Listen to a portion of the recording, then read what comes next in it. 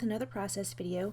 Today I am going to be using these two papers from Shimelle's Go Now Go 12 by 12 paper pad and some other papers that are from the Maggie Holmes Gather collection. And right here I'm just showing you some scraps that I had left over from a previous layout. This paper right there is going to be my background, or not my background, it's going to be my border. I'm going to use a little bit of this paper, and this is going to be my background, this wood grain.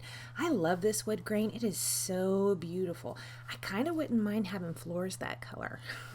My floors are more of a mahogany. That is beautiful.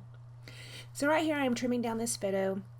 In the end, this is not the photo I end up using. I end up reprinting it in a grayscale, two prints of the same photo.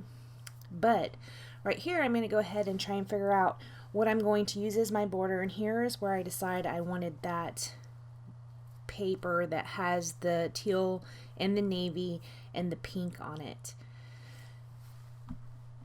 So right here I'm getting out my sewing machine. I am going to stitch around the edges of the background, and I stitch it in kind of a tan color. Right here I'm just cutting up a few squares that I'm going to put behind my photo, or photos as it ends up being. And I do use the navy, the teal, and the pink. Now these are pictures of my son, and even though he is my son, I do use pink on the layout, which is perfectly fine by me. I did write some journaling. This paper, or this page, has a 6 by 12 piece of journaling that goes with it. And I do some journaling that has nothing to do with this picture. And then the third paragraph is about the photo, and then I tell what, we were doing when this picture was taken. So right here I figured out how I wanted to lay this out. I'm cutting off a few little strips right here of all those three patterns. I'm going to put them at the top right of the layout, and I'm going to stitch them. A little while ago, I had stitched around each of the squares with my sewing machine, and I did rough up the edges with my scissors. I do have a Tim Holtz distress tool, but couldn't be bothered to pull it out, so I just used my scissors. And I will do that on these strips as well.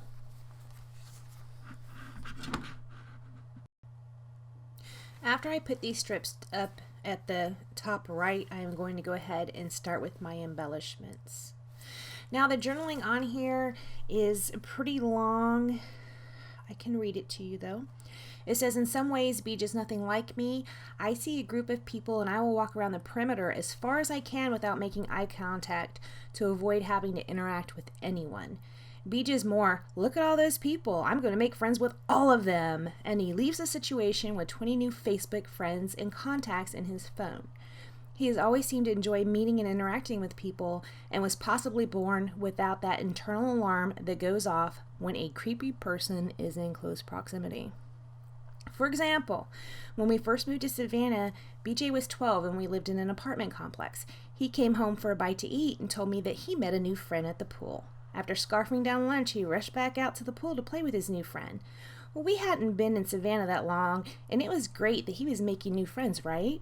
I was curious, so I walked down to the pool to meet the new friend, only to find that this new friend was a 25-year-old Army soldier. I later had to explain to him that under no circumstances could he be friends with a 25-year-old adult man.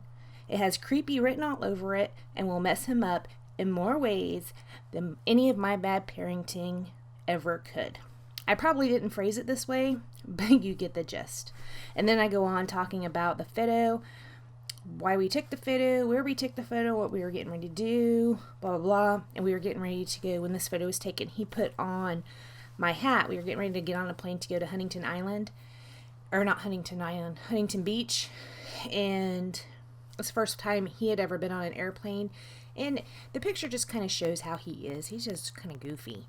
And that's what he was doing here. He was exhausted. It was 4 a.m. But he still put on my sun hat and, gave me a death stare because it's 4 a.m. And I made the title be Friends with Everybody, but not at 4 a.m. So here I am. I'm going to go ahead and go through these embellishments. Those globes I had fussy cut out of one of the Shimelle papers.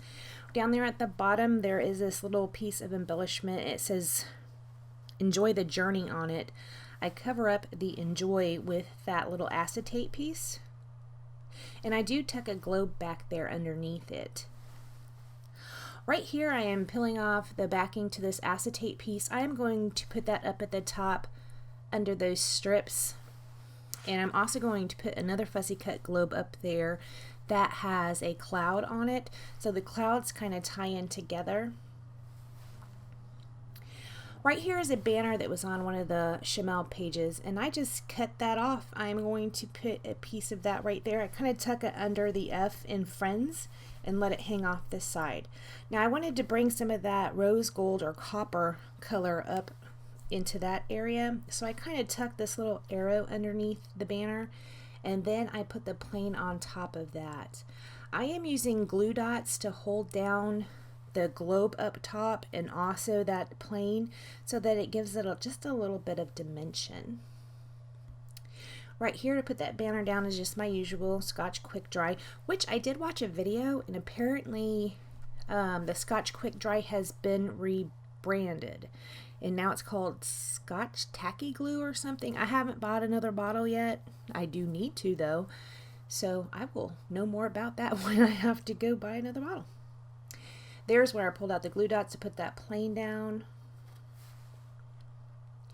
So I am stapling down this acetate. I did staple the acetate down at the bottom right as well.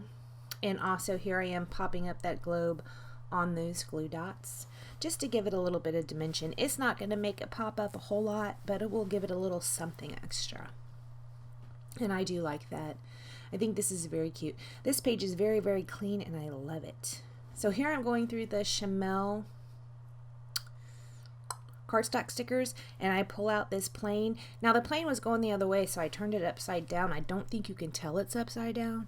I can't tell it's upside down. Someone else maybe could, but I keep it like that. I'm going to go ahead and put this bottom right cluster down. And then I see that banner laying over on the right, and I'm like, oh, maybe I could use the rest of that over here. So I go ahead and give that a shot. So I am going to pull out these stickers, and I do find one that says let's go. I initially was going to put this on some white cardstock to make it a little thicker. I then changed my mind and just put some foam tape underneath it. That is what I am doing here. And it is going to go right there. It says let's go. Now when I was reading the journaling, there were freeze frames on all the other items that I had used, which was just the alphas, I believe. Right here I'm cutting off the edge of that.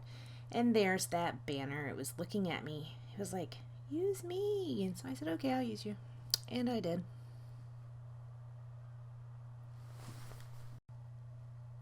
So has anybody else tried that new Scotch Quick Dry that was rebranded? And if so, what was it rebranded at?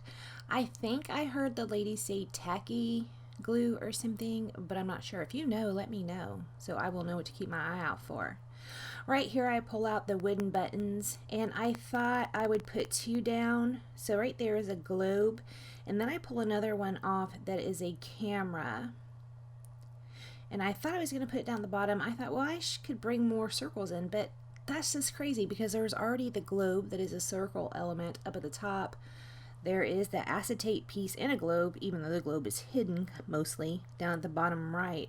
So I just go ahead and leave one circle element up by Friends. So then there is one of those type of shapes in each one. Now, this is going to be the only wooden element on this layout with the exception of the background pattern paper. So I went ahead and pulled out the enamel dots that were from the Shimelle Go Now Go, and I used the circles. These came with hearts, stars, and circles in navy blue, so I just used all of the circles that were in that pack, which was only 3.